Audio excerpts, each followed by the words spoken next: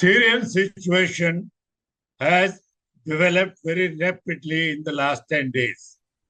As of now, they have taken control of Damascus. President Assad, as per reports, has fled the country.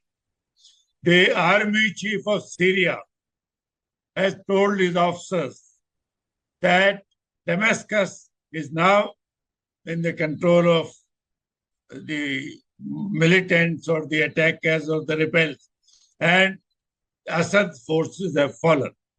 That has been announced. His family had already flown to Russia. So that is the current situation. The Assad government had been surviving for the last almost 10 years with the help of Iranians and Russians. So they have chosen the correct time. The Russians are busy in Ukraine. The Iranians have suffered heavy losses due to Israeli attack. And their proxy, Hezbollah, which is in the neighboring Lebanon country, is also not in a position. There are reports that Hezbollah had sent some fighters. Even Iraq reportedly sent some 300 odd, but that has not helped. The cities have fallen one after the other, starting from Aleppo north. Idlib was already in their control, then Aleppo, then Hama, then Ham, and now Damascus. The rebels have the support of the Turkish people. Turkey has been supporting them, the whole world knows. Americans have not shown much interest except to guard their own base in the east of Syria. They are not intervening otherwise. Even President Trump has announced that we should keep out of Middle East problems. So that is the situation. Assad, who had ruled with a heavy hand for the last 25 years, his family, in fact, had ruled for the last 50 years, has gone. That rule has gone. And the rebel leader, although he himself is an ex-terrorist, declared so by the Americans and the UN, he says Damascus will now be ruled by consensus. But that's an announcement. Whether he really has changed his color, only time will show. But Assad is gone. He was autocratic. The Arab countries, mostly they are Sunnis. Assad was a Shia. Syria is a Shia country, enjoying support only of Iran, which is the largest Shia country in the region. Iran is not in a position. In fact, 2 days ago, they had told their people or their generals who are heading the foreign element of their Iranian Revolutionary Guard to quit Syria. Even Lebanese people have told them to quit. The Russians, who earlier had supported through very heavy carpet bombing by Air Force, are not in a position to spare that kind of force anymore. So Syrians had basically no support. Their army was not in a position, perhaps was not even modernized. They had never expected. So starting on 26th November, the rebels have advanced very fast from north to south. And as per latest report, have taken control of Damascus this morning. Sir, what implication does this hold for Syria's future? Sorry, Syria. Yeah, sir, what implication does this hold for Syria's future? Well, only time will show. If the announcement made by their leader, Mr. Jolani, who is an ex-Al-Qaeda man, that he will rule Syria democratically, then it is a good development. but I do not know how sincere he is. At the moment, the situation is fluid. It is in a flux. Nothing can be said for certain, except that Assad, who had become very unpopular, the departure will be welcomed by the population to start with. But how the future unfolds, the support from Iran, Hezbollah, Iraq has almost gone. Not only diminished, but all disappeared. So this was the right time the rebels chose, maybe instigated by Turkey, which has been supporting these rebels even in the past. So at the moment, it's difficult to say what will happen in the coming days or weeks. One has to wait and watch. As far as India is concerned, our relations are normal with Syria, although we don't have many Indians in Syria, less than 100, I think, and quite a few of them are UN workers. Our volume of trade is also about 113 million. We basically import raw hides and things like that, and dry fruit. We export cotton and pharmaceutical, but the trade volume is not that heavy that it can affect India economically. Politically, it makes no difference to India's internal situation. What are the reasons behind the sudden collapse of Assad regime? Assad's opponent had been preparing very well for the last 4 years. Whereas Assad, after 2016, had more or less consolidated his rule, and 2020 onwards, he was firmly in position. Unfortunately, at that point of time, he did not pay that much of attention to securing and strengthening his armed forces, as he was convinced beyond a doubt that he is now absolutely and totally secure, and was being backed up by both Iran, Russia as well as Turkey. Whereas the rebels led by HTS, which is an offshoot of Al-Qaeda, were preparing very silently, just like Hamas did for 4 years. And on 27th of November, when they started moving forward, cities after city kept falling, and 4 last cities fell within 1 day. President Assad's tyranny has come to an end after 24 years. Assad's family ruled Syria for 50 years. That rule has come to an end. And I'm told that Assad and his family have flown off to an undisclosed location. Now the interesting thing is, HTS is an offshoot of Al-Qaeda. The Americans and the Turks do not want, and the rest of the world, Russians do not want once again Al-Qaeda to be firmly in position. So who will be the future rulers of Syria is something that people will have to wait and see. Because Americans would not want. On the other hand, Donald Trump has said Syria is in a mess, and Americans should have nothing to do with Syria. Let them sort it out on their own. As far as Russia is concerned, Russia is very keen that the only toehold that it has in the Mediterranean is a small port on the Syrian border. They want to retain control of that port. Otherwise, Russian presence in the Middle East will come totally to an end. As far as Turkey is concerned, and Iran is concerned, and Russia is concerned, despite their intention of supporting, now there is nobody to support. And in any case, Hezbollah said they are going to send 2,000 fighters, but they don't have a firm base from where to launch their operations. They have to be maintained and sustained and militarily supported. Nobody will support them. Under the circumstances, at this point of time, there appears to be a wee bit of a chaos in Syria. However, HTS has told the fighters that under no circumstances should they destroy any public or government institution or government property. They said this belongs to the people of Syria, and you are going to be the future protectors of Syria. Right. So as you mentioned about Al-Qaeda, will the situation lead to a resurgence of Al-Qaeda? Well, one does not know. You'll have to wait and see. Al-Qaeda has never come to an end. Though the Americans were able to kill Bin Laden, but Al-Qaeda is still very much there. Their presence is very much there in Afghanistan, and Afghanistan's biggest threat to Taliban is from the Al-Qaeda. And Al-Qaeda is wanting to re-establish itself, particularly in this area of Syria and Iraq. And if there is instability, that's the best scenario for insurgents to reoccur. So given the situation, how how do you think will this affect India, considering the ties with Assad? As far as India is concerned, India is worried about its diaspora there. We have told them to leave as soon as possible.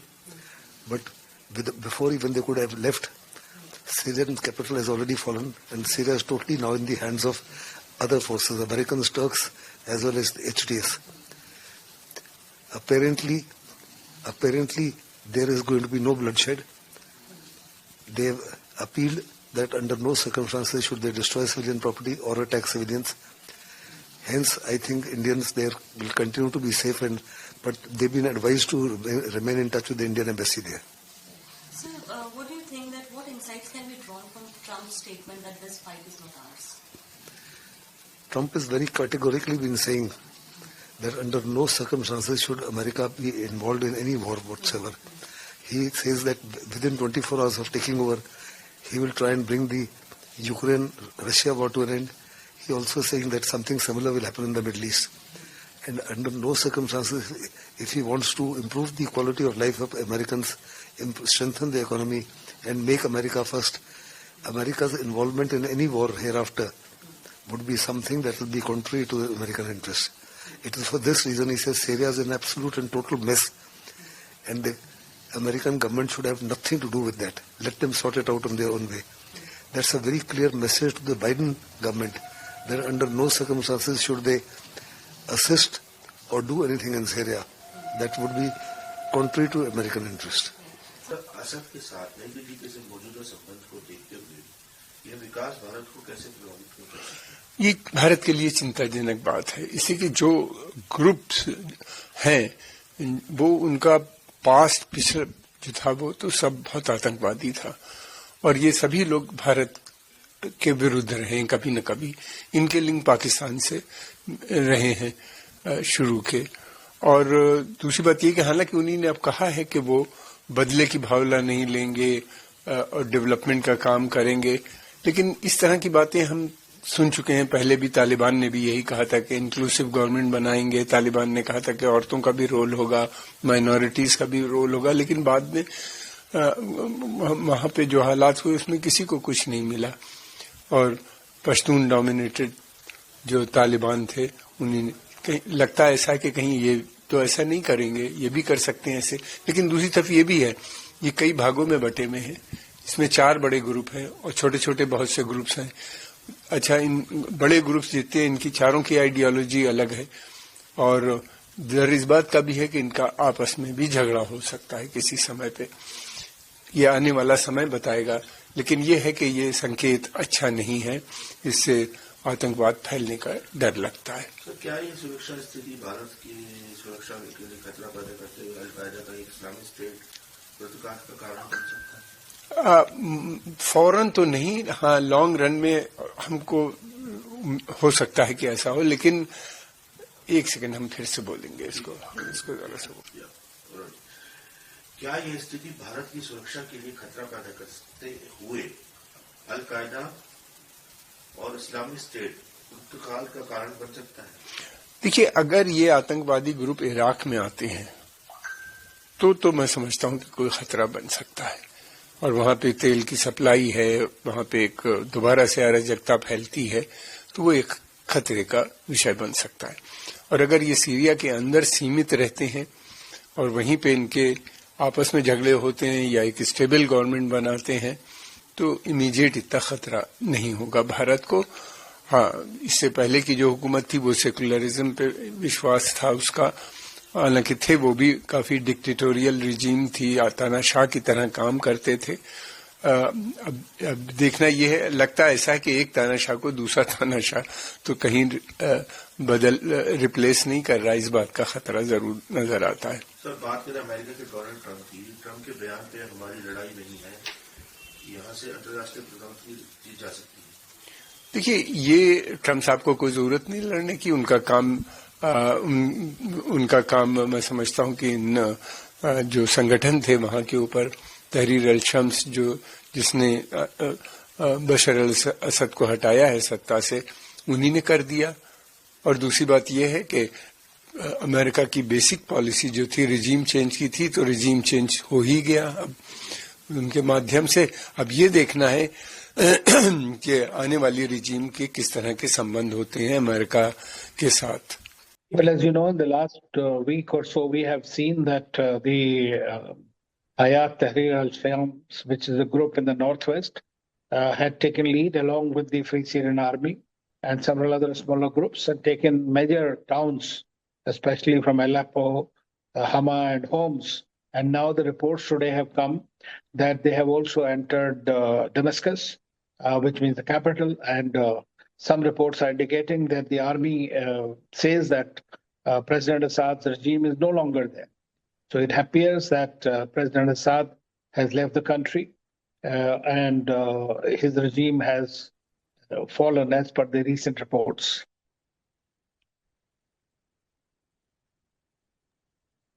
Sir, what the implication does this hold for Syria's future? Well, Syria has been very unstable for the last 13 years or so since the Arab Spring happened. And with the help of Russia and Iran since 2015 at least, President Assad has been able to continue to have a hold on power and was generally controlling most of the Syrian land space. But the millions of Syrians have been displaced. They are different countries in Jordan, Syria, Jordan, Lebanon, and Turkey. We have also seen that there have been various groups in the country, some Free Syrian Army with the help of the Americans and Turks, which are located in the northeastern part. The ISIS was defeated there, but the group, this HTS as it is called, has been controlling the northwestern part. And so therefore the country remained under a lot of displacement, I would say, and in a very difficult situation all through. And it has only continued with the help of the external actors. So unfortunately, the external actors have worked for their own advantage, and some have worked like the Americans, the Turkish, for displacing the Assad regime. Now, the situation is going to be more difficult because even if, let us say, the regime forces have gone until everybody comes up along together, how would the power sharing takes place? And this particular group, which is today controlling or calling the shots, is in fact is also said to be a terrorist group. In fact, the leader, Julani, he had a 10 million bounty by the Americans on his head. Now you have Free Syrian Army on the other side, which is fighting along with them. What happens to other groups? Then there are Shias, the Alawites, Christians. So how would they are going to adjust together? So it will all depend if there is an external assistance, immediate supplies, and most of the countries come together to stabilize Syria. Then only it will be stabilized. Otherwise, what we are looking at today is a very, very unstable situation.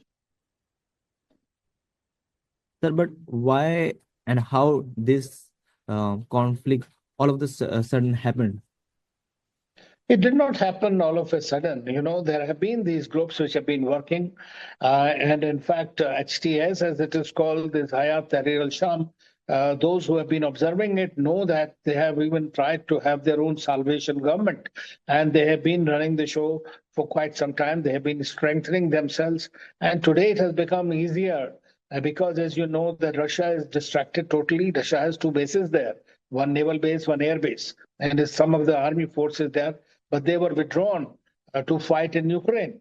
And so Russia is busy with the Ukrainian war to a great extent, and therefore is not in a position to fully deploy its forces like it did in 2016.